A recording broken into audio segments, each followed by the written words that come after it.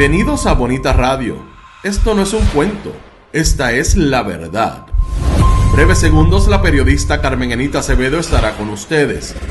Bonita Radio está disponible en Facebook, Instagram, X, Spotify, YouTube, iVoox y iTunes. Agradecemos a nuestros auspiciadores.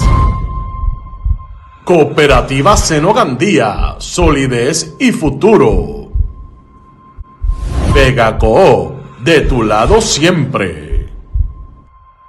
Nuestras transmisiones son viables también gracias al apoyo de ustedes. Pueden enviar sus donativos accediendo a bonitaradio.net. Allí podrán realizar su aportación a través de PayPal o tarjetas de crédito. También pueden acceder a ATH Móvil Negocios y realizar un donativo a Bonita Radio o a Periodismo 21. Pueden enviar un cheque o giro postal a PMB número 284, P.O. Box 194000, San Juan, Puerto Rico 00919-4000. Bonita Radio, esto no es un cuento, esta es la verdad. Con ustedes, la periodista Carmen Anita Acevedo, en directo desde el estudio Roberto el Indio Acevedo. Soy Carmen Anita Acevedo, estamos en Qué Palo es Noticia y en este Qué Palo es Noticia vamos a distanciarnos un poco de las noticias de todos los días, de las investigaciones y de los análisis para conversar con un escritor. Vamos a hablar de Puerto Rico, del momento en que estamos en la literatura, de si se puede vivir de ser escritor en Puerto Rico. No contesten la pregunta, pero la vamos a conversar con César Cardona. Y recuerden que siempre que estén en este programa pueden donar y aportar a nuestro proyecto a través del chat de YouTube y si no, en todas las plataformas que lo puedan hacer y además compartir el contenido. En este contenido va a ser más cultural, pero siempre hablamos de la cotidianidad del país y de todo lo que nos afecta, porque de eso también se trata, escribir, hacer y ejercer el oficio de escritor que mucho nos ha dicho y nos sigue diciendo todos los días de lo que está ocurriendo en el país, cómo se construye incluso desde ese género o los múltiples géneros que trae la literatura. Bienvenido a Bonita Radio, César Cardona. Gracias, un gran placer estar aquí. Profesor universitario, Universidad de Puerto Rico, literatura comparada. Es un ejercicio escribir no solamente hacia afuera como lo hace en sus columnas, hacia lo que hace en términos de el género literario, novela, por ejemplo, cuentos, también ha estado en cuentos. Quizás lo primero que deba preguntarle es, más allá de las diferencias, ¿cómo lo ha asumido y desde cuándo asume la tarea de escribir con la responsabilidad que lo hace en este momento? Pues realmente todo empezó por el periódico. Oh. Todo empezó por el periódico. Un buen amigo dejaba su espacio en el periódico como columnista y dio un solo nombre.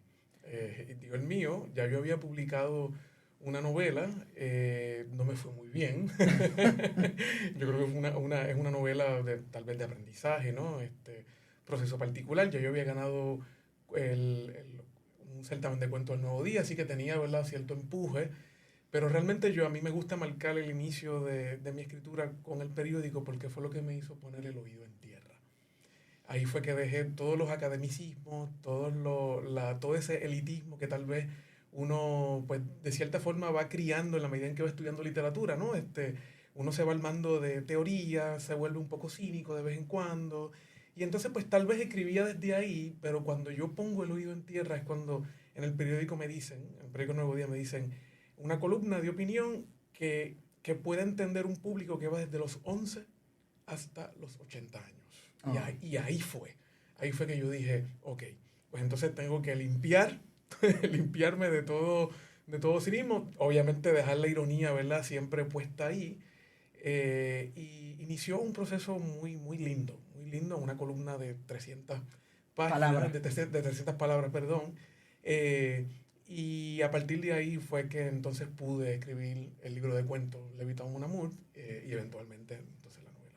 Cuando llegas al periódico, ¿qué edad tienes y qué estabas haciendo en el mundo de la literatura desde el academicismo? Porque estudiaste Sí, literatura. claro, estudié historia y literatura Historia. En la universidad. Sí, bueno, si no llega a ser por mi esposa, termina ya. No termino, Eso ¿no? pasa, eso pasa. Porque era un buen grupo, Nosotros, por lo menos, ¿verdad? Yo entré en un proceso en el que estaban todas las discusiones sobre el posmodernismo en todo su esplendor, y eso nos obligó a mirar los clásicos literarios, nos obligó a mirar el país, nos obligó a entrar en asuntos filosóficos, tanto del género, ¿verdad? Y, y realmente cuando entro al periódico, entonces es que me di cuenta de que eso me sirve y no me sirve a la misma vez, ¿no?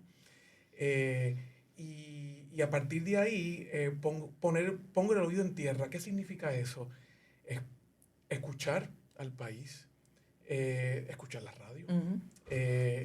leer otra vez los periódicos con otros ojos, eh, evitar las respuestas y estar más pendiente de las preguntas, y particularmente mirar el país, Entonces, ahí fue que me di cuenta de que el país necesitaba, no porque yo sea su representante, ¿verdad? Pero necesitaba que lo describan. El país necesita que lo describan en todo su esplendor, en la ruina, pero también en las grandes epifanías.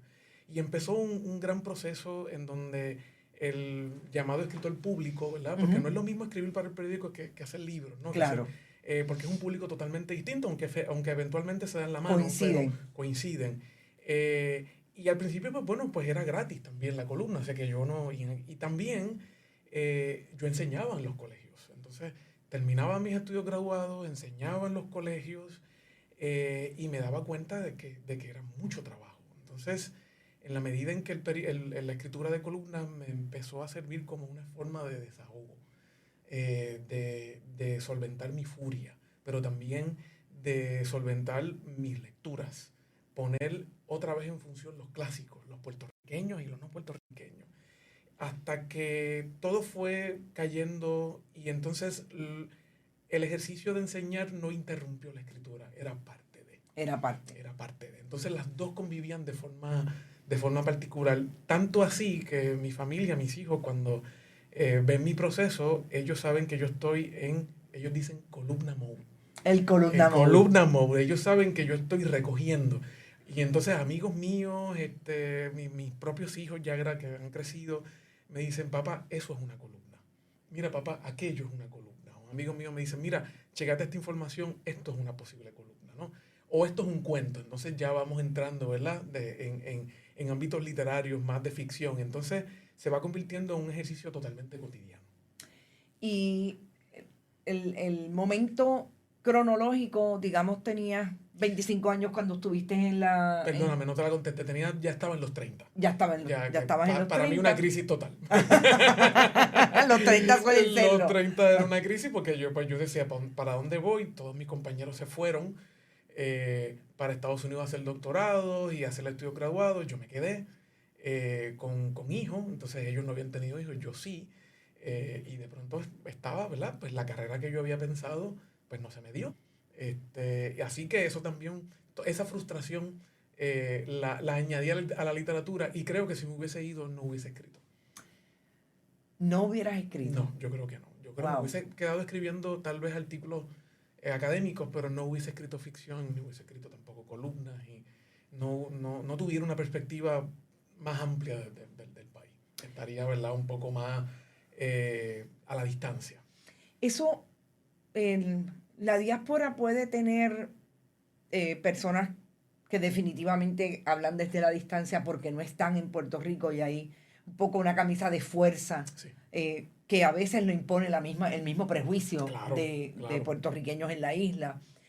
Pero también hemos mirado, y estoy pensando sobre todo lo que hizo la literatura de Nueva York en un momento dado a partir de los años 70. Sí, Tato Laviera, Pedro Pietri. Exacto, que Pedro Pietri, que se posicionaba con relación a los asuntos de Puerto Rico. Sí.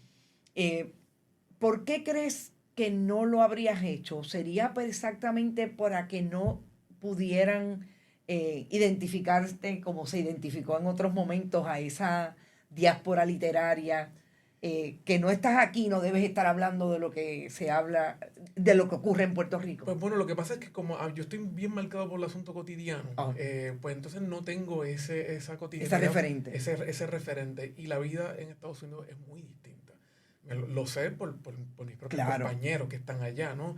Es muy distinta y la realidad de la que hablan ellos, pues muchas veces está atravesado por una identidad más o menos como en defensa, ¿no? Entonces ellos se consideran puertorriqueños y de cierta forma, la generación que vino después de Pedro Pietri, ya un poco más nostálgica, Claro.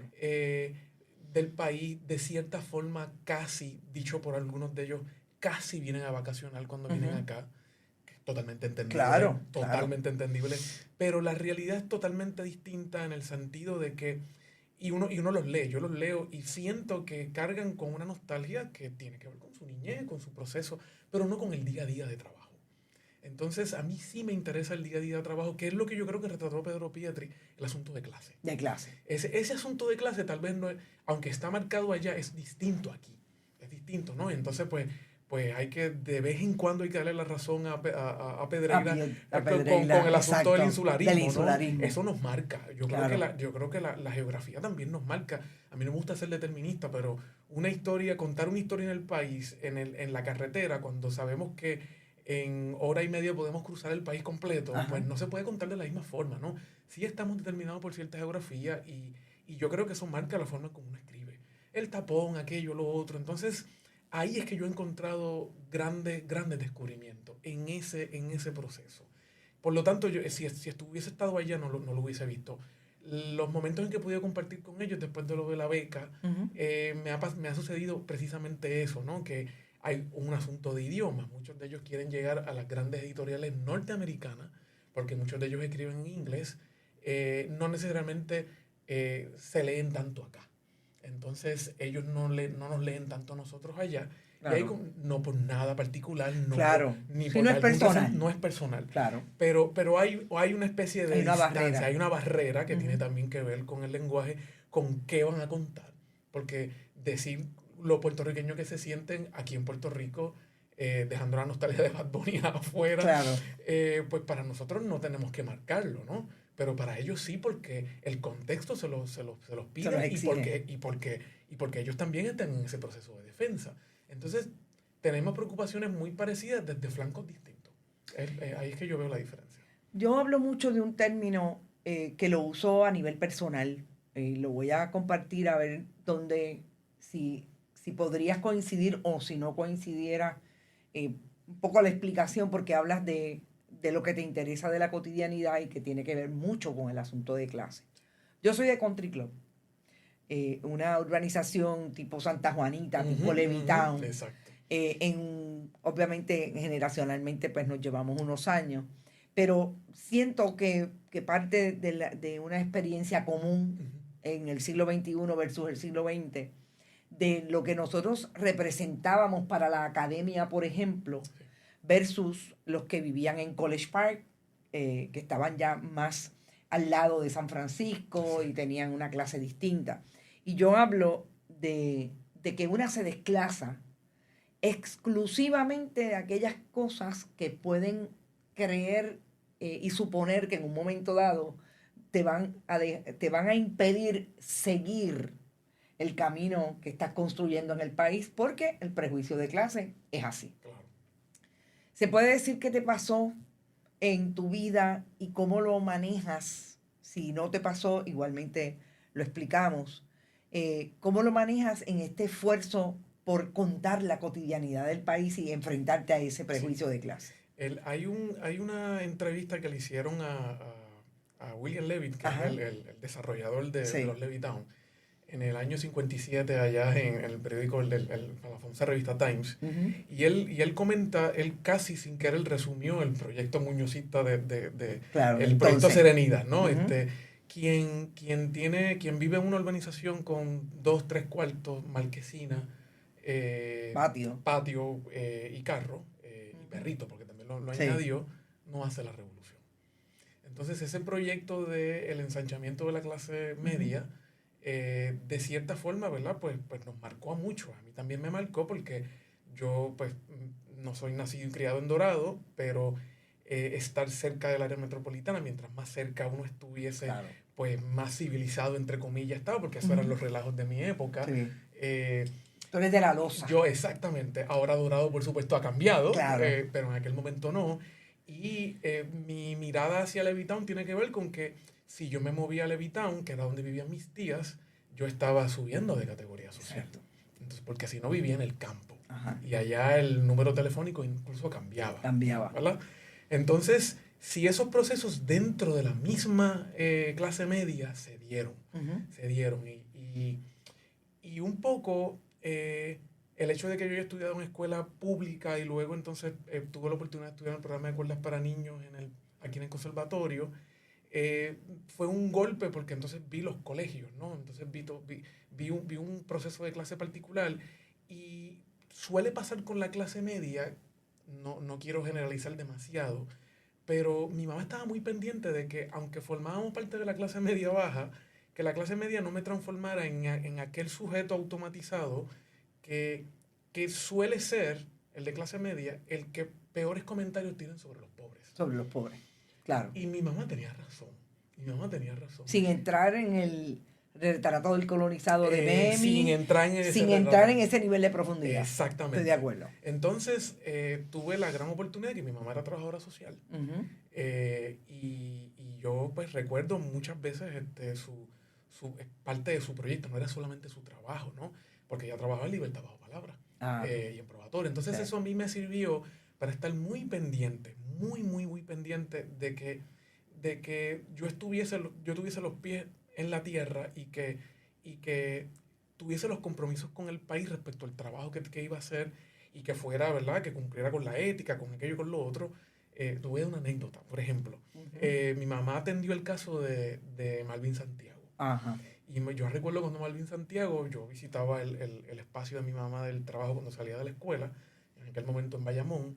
Malvin Santiago llega, era de sus últimas visitas que le tocaba, llega con un CD, yo nunca había visto un CD, de haber sido 89, 90, una cosa así. Y él viene, ¿verdad? Mira, doña Lidia, aquí le tengo esto, y mi mamá le dijo, yo no puedo recibir regalo. Y Malvin Santiago se fue, ¿no? Se molestó. Se molestó mucho. Y llegó a darle un cantazo y después se disculpó y como que... Y entonces, por lo menos eso fue el parte de recuerdo, a lo mejor mi mamá lo recuerda mejor, pero esa línea ética de mi mamá fue tan crucial. Así que que sí me ha pasado, ¿verdad? Aunque yo vivo ahora también en una urbanización cerrada y compré casa en Dorado antes de que Dorado fuera Dorado. Fuera lo que es ahora. Sí, yo estoy muy pendiente de que dentro de la clase media no se me olvide de dónde vengo. Y mi literatura tiene que reflejar eso, ya sea en las columnas, ya sea en los cuentos, en la novela.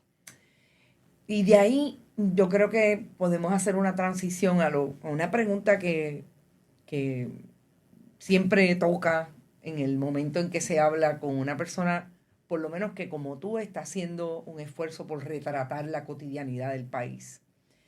Y es si lo ves como una responsabilidad del escritor, y aquí me voy a ir a algo que decía Pedro Salinas, que no es lo mismo responsabilidad que compromiso. Sí. Y estás ubicado ahí, ¿y por qué?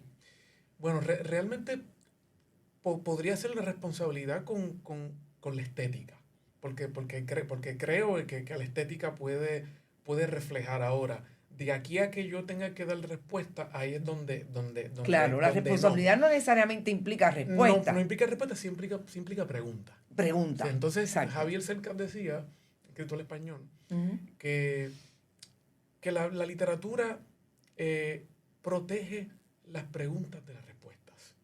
Entonces, me parece a mí que mirar la cotidianidad haciendo preguntas sobre ella más que determinarla. Yo respeto mucho a René Marqué, muchísimo a René Marqué.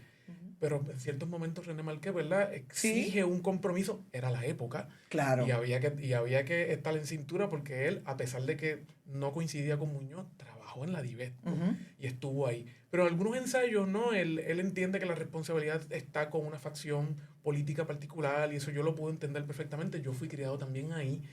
Pero de cierta forma he tratado de tomar distancia, de reflejar lo político para evitar el panfleto, uno, y para tratar de dar cuenta de la complejidad puertorriqueña. Porque nosotros, más que nada, estamos negociando constantemente eso que Alquedo Díaz Quiñones llamaba la brega. La brega. Entonces, si yo le paso factura como a mis personajes y les exijo que tengan compromisos políticos, no puedo ver la factura emocional o la factura humana dentro. Y lo que pienso es en mi abuela, ¿no? Entonces, pues, le dediqué la novela a mi abuela. Cuarto grado de escuela, no tenía los Rockefeller la desplazan. Ella tiene que trabajar en el Hotel Dorado Beach por 30 años limpiando habitaciones de hotel. Consigue una parcela por poco dinero en Mameyal y ella siempre defendió a los populares. Entonces yo no puedo pasarle factura a mi abuela porque recibió una parcela y los defendió, porque no vivimos lo mismo, ¿no? Entonces yo trato de entender el personaje sin pasarle la factura o el juicio moralista a esos personajes, ¿no? Entonces intento que lo cotidiano sea lo que dé cuenta de eso. Entonces me gusta tratar, ¿verdad?, de que nuestra literatura refleje esa parte estética, el compromiso estético con describirlo, con describir los paisajes. Últimamente hay muchas novelas históricas, muchas muy buenas escritas, pero yo no sé, puede ser que esté errado, ¿no? Pero pocas trabajando la actualidad, qué sé yo, los últimos 5 años, los últimos años, ¿no? Y yo creo que le tenemos un poco de miedo, ¿verdad? Porque estamos en una crisis económica que se alarga cada vez más y más. Y yo preferí, en vez de irme hacia lo histórico o hacia el futuro, porque también, ¿verdad?, hay literatura fantástica que lo trabaja, yo preferí lo cotidiano, lo más actual posible, para tratar de dar cuenta de dos cosas, de la ternura y a la misma vez de la ruina, de esas dos cosas que están dando vuelta, o lo que Claudio Magris llama el desencanto y la utopía. Esas dos cosas constantes que se balancean. Una utopía sin desencanto no funciona. No funciona. Es peligrosa. Claro. El desencanto lo que hace es que balancea y y solamente los poetas, decía él, los pesimistas, son los que pueden balancear la utopía. Entonces, esa oscilación es la que yo trato de conseguir en mis personajes. Es más una literatura de explicación que no tiene, que la estética tiene la función de explicar hasta cierto punto. Sugerir, más que nada. Es porque la explicación realmente, exactamente, la da el lector. Exactamente. La asume el lector. Es una apuesta y una propuesta de, hasta cierto punto, bastante parecida a lo que se intentaba con el periodismo de antes, objetivo, que es una, para mí... Un arma de doble filo también, la objetividad. Para mí un concepto bastante falaz en ese sentido. Bastante falaz, sí. Pero realmente lo que estás planteándome es, yo voy a exponer, yo voy a pintar, si queremos esa analogía, y usted va a explicar lo que ve. Pero precisamente porque no hay objetividad, tiene que venir cargado, y no es cargado de más, sino realmente que hay un componente de la vivencia, de cómo has mirado la vida y cómo has decidido pasar o no factura en el asunto más personal y quedándote en Puerto Rico. Sí. Porque la cotidianidad de Puerto Rico hoy versus hace 20 años es totalmente distinta. Totalmente distinta. Y en ese sentido, ¿cuál ha sido lo que te ha parecido más retante que compartes precisamente como columnista para ir a producir cuentos y producir novelas? Sí, bueno, ahí la distancia es importante. Cómo uno transforma lo vivido en ficción. Y para mí eso es crucial. En la columna parto de la crónica, parto de la denuncia, del ensayo en algunas ocasiones. Juego con el lenguaje, puedo ser irónico porque tengo ese espacio, pero no hay distancia. No hay distancia suficiente. La ficción me permite transformar mi vivencia en otra cosa. Ejemplo, yo por poco pierdo la casa en una ocasión y tuve que devolver un carro al banco. Esa situación yo la demostré bastante en mis cuentos de Levitown, ¿no? Personajes patéticos que están buscando un espacio laboral que no encuentran, un maestro, un periodista freelance que no tiene dinero para enterrar a su papá. Con eso arranca el primer cuento del libro, ¿no? Un chamaco que pierde su empleo, digamos, todos son varones, ¿no? En primera persona, que eso tiene también su truco, pero todos personajes entre los 30 y los 40 que están viviendo un país que se está cayendo en canto y de cierta forma encuentran a veces un pequeño resquicio de una epifanía, de alguna ternura, ¿no? Y de cierta forma se salvan de no convertirse en criminales, son casi criminales, obligados por la situación económica, ¿no? Entonces, yo traduje mucho de las cosas que me habían pasado, cosas con mi papá, de cierta forma terminé haciendo las paces con él también. Yo soy hijo de padres divorciados, hay mucho de eso ahí.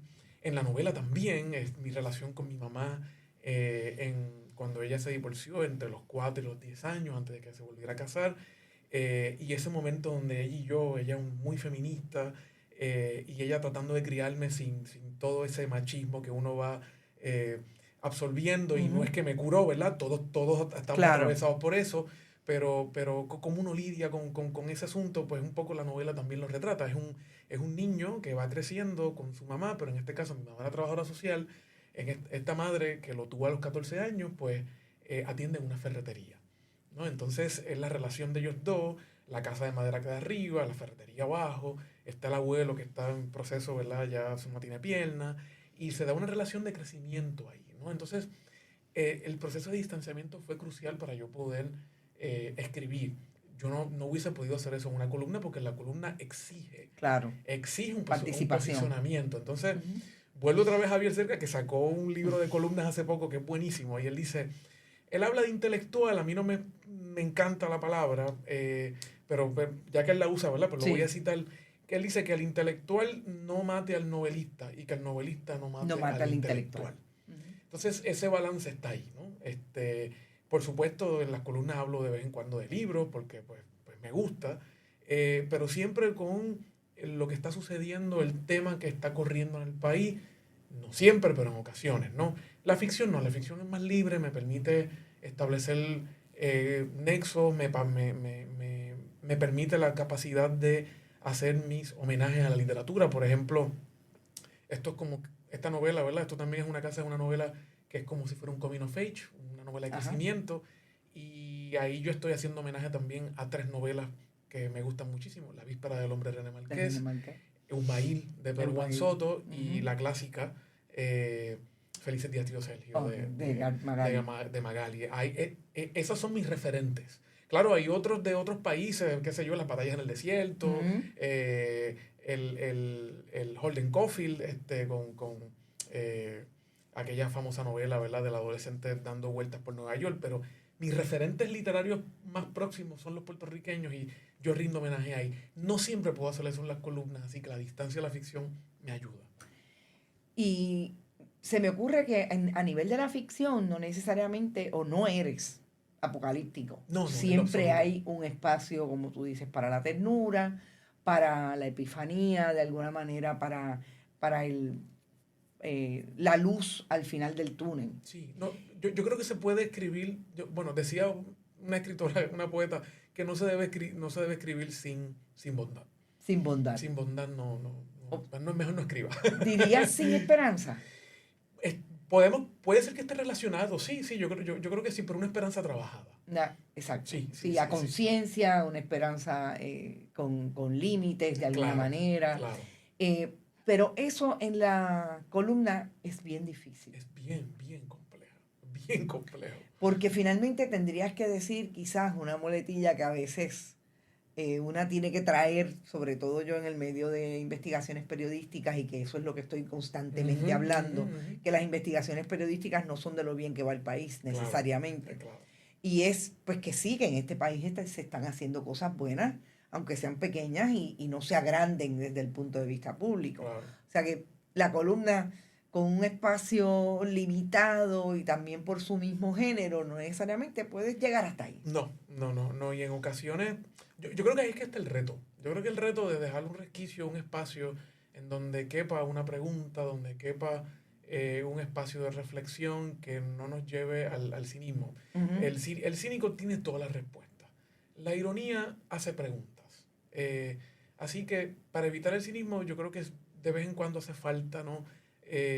Establecer, ¿verdad? Tener presente de que el país no solamente lo componen los políticos, porque a veces toca escribir columnas políticas, pero ellos no son todo el país, de que hay una clase social que digamos, acapara, que la derecha está ganando en el país, pues como uno trata de plantar bandera frente a eso, y en ocasiones pues me pasa, ¿verdad? Que me defiendo desde la literatura. Sobre todas las cosas, yo he tratado de que la literatura sea una especie de defensa, la ficción. Y de pronto está ocurriendo algo. Recuerdo una vez una columna que Rodríguez Pepe se molestó muchísimo conmigo y era por un comentario que ella hizo bastante horrible que no quiero repetir aquí. Sí. Y yo utilicé Ovidio. Ovidio como defensa, ¿no? Entonces la titulé así mismo, Ovidio contra Proyecto Dignidad, ¿no? Nada en contra personal de ellos, pero son personajes públicos que están haciendo planteamientos que me parecen horribles en algunas ocasiones y yo respondo. A ella no le gustó, hizo un comentario por redes, yo no estoy muy pendiente de eso, y mi defensa fue la literatura, fue Ovidio. Entonces, pues, para mí ha sido esperanzador escribir en el periódico porque me obliga a mirar la literatura, o me recuerda alguna escena, déjame regresar a ella. En la Ilíada hay un gran recuerdo, lo traigo. Eso me recordó, qué sé yo, hace poco la entrada de los barcos, esta segunda invasión, ¿verdad? La remilitarización. La remilitarización por Arroyo. Yo pensé en la llegada de José Luis González. Yo dije, pues aquí está, y en mi columna ya está. La releo, y entonces cuando la releo encuentro cosas maravillosas, y aunque la columna puede ser dura, la esperanza está en traer, ¿verdad?, la preocupación de José Luis González al ruedo. Claro. Entonces ahí es que sobre todo José Luis con relación al futuro de Puerto Rico y de cómo lo construye en país en los cuatro pisos, etcétera. Exactamente. Es un reto, sí. Es un súper reto, sí. Pero este momento también pienso, y leyendo y escuchando cómo se está reconformando la discusión política, sobre todo en Estados Unidos y Puerto Rico, para mirar el referente de Estados Unidos con relación a Puerto Rico y lo que estamos viviendo nosotros acá. Claro. Es el mundo, pero me voy a circunscribir aquí, sobre todo colocándolo en una reciente victoria de un alcalde de Nueva York como Zohran Mamdani, que cambió la manera de hacer política de un partido demócrata que puede ser igualmente prejuiciado, blanco, capitalista, salvaje que los republicanos, pero le habló a sus constituyentes o a los posibles constituyentes de una manera en que las necesidades y la cotidianidad de esos es lo más importante. Sí. Eso pasando en el mundo real, en el mundo que estamos viviendo, que estamos nosotros leyendo y viéndolo por las diferentes plataformas, pero que están viviendo los neoyorquinos, lo que está viviendo Puerto Rico, los aumentos en los servicios básicos, agua, luz, todo lo que ocurre en los alimentos, todo lo que ocurre con un gobierno que carece de proyectos, que está impactando los servicios de la ciudadanía continuamente, un país que parecería que llega a una crisis económica por la Junta de Control Fiscal, pero que mucho antes ya venía trayendo lo que son las cargas del partidismo político, etcétera, etcétera. En ese sentido, ¿podrías ubicar el producto literario ya más allá de ti, como escritor de Puerto Rico, señalando esa cotidianidad, interrogándola y en algunos performances, vamos a llamarlo, ejecuciones desde lo cultural dando respuesta. Pues sí, porque yo creo que precisamente la victoria de Mamdani es una victoria de la cotidianidad, porque lo que hizo fue precisamente él, no es solamente ir a hablar con la gente, sino identificarse como minoría, ¿no? Yo soy inmigrante igual que tú, Nueva York está dirigida para los turistas, pero hay que bajar la renta, hay que hacer esto, hay que hacer lo otro. Yo creo que él dio pie precisamente con la cotidianidad del neoyorquino de a pie, y pudo hacer ese retrato. Él mismo es el retrato vivo de eso. A mí me pareció una gran victoria de lo cotidiano precisamente por eso, cosa que no hemos aprendido a hacer acá, por los compromisos políticos con la escuela de los yo le llamo la escuela de los de los viejos políticos. No, bueno, son la vieja política. Es la vieja política, pero los que van y empujan los proyectos, ¿no? Los cabilderos, por estar pendiente a la escuela de cabilderos, que está bien montadita, pues entonces no pueden dar, ni siquiera Jennifer, que viene de abajo, pudo dar cuenta de lo cotidiano, del problema del puertorriqueño de a pie. Hizo un fantasmeo, como le llamamos nosotros, pero no pudo.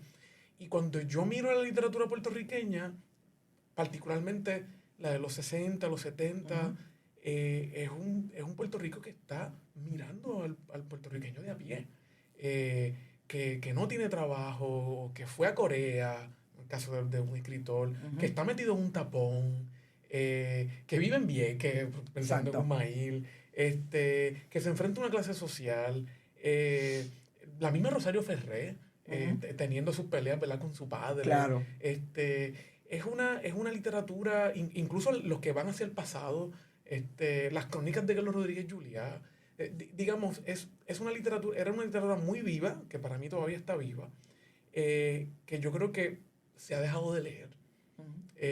Y por lo tanto, al dejarse de leer, cierta generación de estudiantes no tiene esas imágenes. Entonces la literatura de ahora, buscando también acomodo en el mercado, pues muchas veces deja de lado lo cotidiano.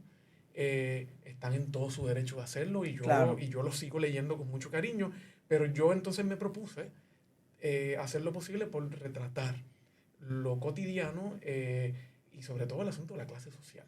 Que no se nos olvide el asunto de la clase social, porque en el ejercicio de cumplir con las identidades, que yo creo que está muy bien, de pronto se nos han olvidado los pobres.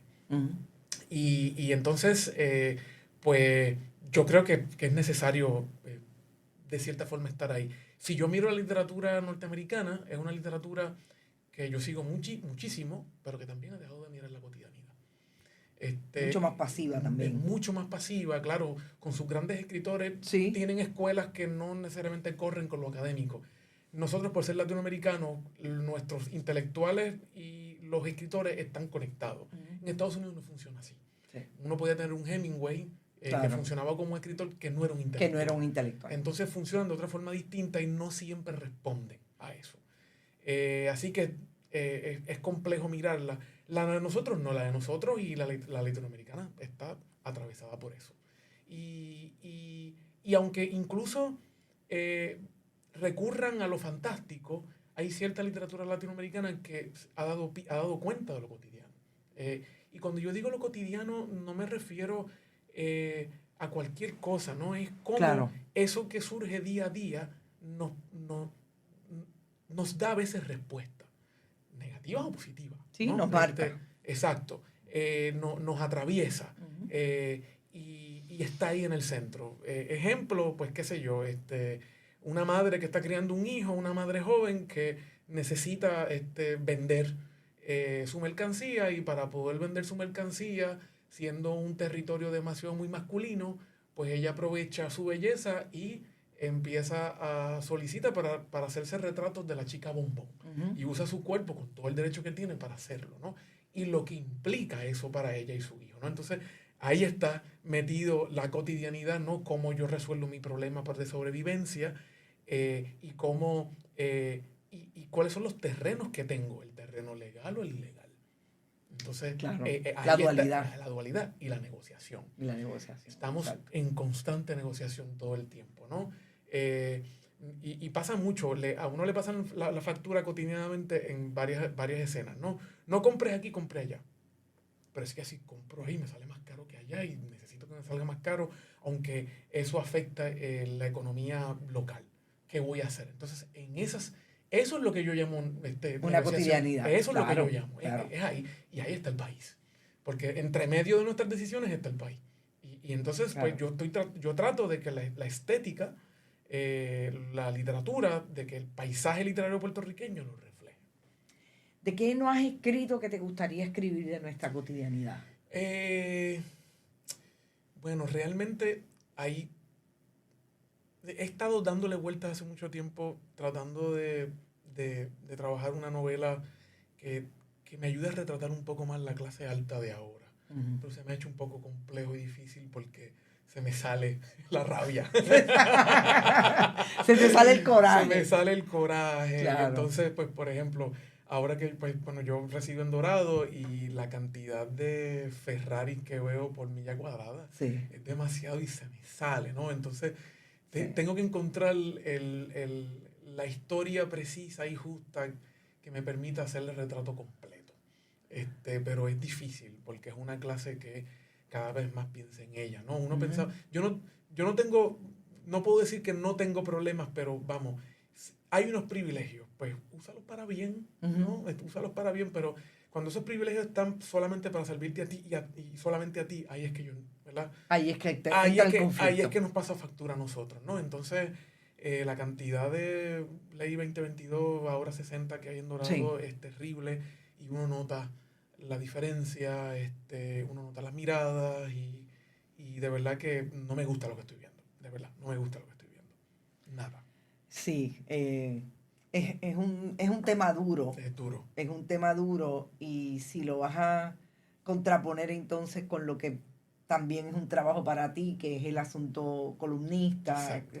se encuentra y sí, uno tiene que tomar decisiones, sobre todo si puede fluir en el desarrollo de ese producto, porque finalmente nos pasa a los periodistas, por lo menos yo puedo decir hasta donde me parece bien seguir una investigación y hasta donde tengo que hacer así, Levantar decir, las manos y decir aquí. no estoy lista. No, bueno, mira, sí se me ha hecho difícil que yo he retratado ya en 2 libros, Toa Baja y Nada de Dorado. Y nada de Dorado. El Dorado lo dejo para las columnas, cuando toca. Pero Nada de Dorado todavía, digo, yo lo menciono, ¿verdad? Pero Claro. Nada de Dorado porque para mí es totalmente nuevo, ¿no? Porque yo vi el proceso, ¿verdad? Las historias La transformación. la transformación completa, ¿no? Claro. Desde donde estaban las ruinas de las casas de mi abuela y mi papá, en el proceso de desplazamiento, aquí y allá, yo puedo hacer el mapa completo.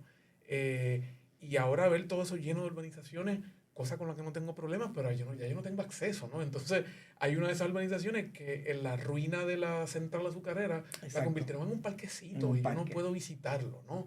Y yo creo que es importante que esas ruinas estén ahí y sean públicas.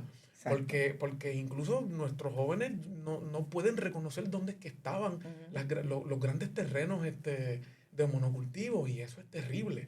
Y entonces pues ahí hay unas cuantas cosas dando vueltas, pero cuando miro y veo, por ejemplo, un profesor que hace poco sacó un libro que es de la plantación al resort, uno lo ve y uno dice, es que está ahí. Es que está ahí, donde exacto. estaba la plantación, hay una urbanización que es casi un resort, ¿no? Exacto. Entonces, al lado del Hotel Dorado Beach, uno dice, pues claro que tienes razón. Claro. Entonces el Caribe es eso, ¿no? Sí, y hablar del desplazamiento es mirar definitivamente a Dorado, es mirar a Humacao. Rincón. En Rincón, exactamente. De otra manera, pero sí, en efecto, así es. César Cardona, agradecidísima No, de esta agradecido conversación. soy yo. Agradecido soy yo. Realmente es hablar con personas que producen, como digo, literatura y que están en medios de comunicación. Para mí es importante precisamente hablarlo desde lo que nosotros los periodistas escribiendo hacemos, que no es ficción, aunque hacemos ficción de otra manera, en otro tipo de producto. Y realmente retratar el país también es investigación, también es preguntar, es cuestionarse y es denunciar. Exactamente. Así que agradecida Encantado. de esta conversación, como dije. Y bueno, ustedes ya sabemos que van a consumir esta entrevista, que la vamos a analizar como siempre hacemos. Tratamos de traer lo que nos parece importante de estas conversaciones, porque precisamente lo que estamos tratando de hacer con este producto y con otros que vienen para enero o el nuevo año 2026 es precisamente diversificar, no quedarnos necesariamente en lo que hacemos todos los días, que es investigación, que no lo voy a dejar de hacer, lo siento por los políticos y por los contratistas que se sienten todos intimidados. Realmente es importante denunciar y traer lo que está pasando con los fondos públicos, con tanto otro escenario que hay en la apuesta de lo que se supone que debe ser un país democrático, que es que su audiencia, en el caso nuestro, su pueblo, su país, sus elementos humanos tienen derecho a saber. Así es que nos vemos en la próxima, en otra entrevista. No, ya mañana hay Noticias con Café y allí hacemos análisis de las noticias. Gracias por estar. Nos vemos mañana. Gracias. Este programa fue traído a ustedes por Cooperativa Seno Gandía, solidez y futuro. Vega Coop, de tu lado siempre.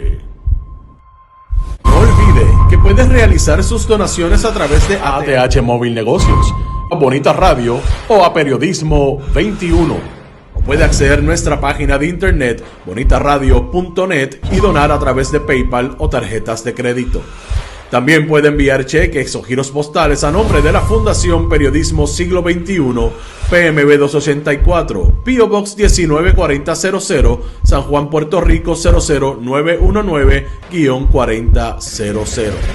Bonita Radio, esto no es un cuento, esta es la verdad.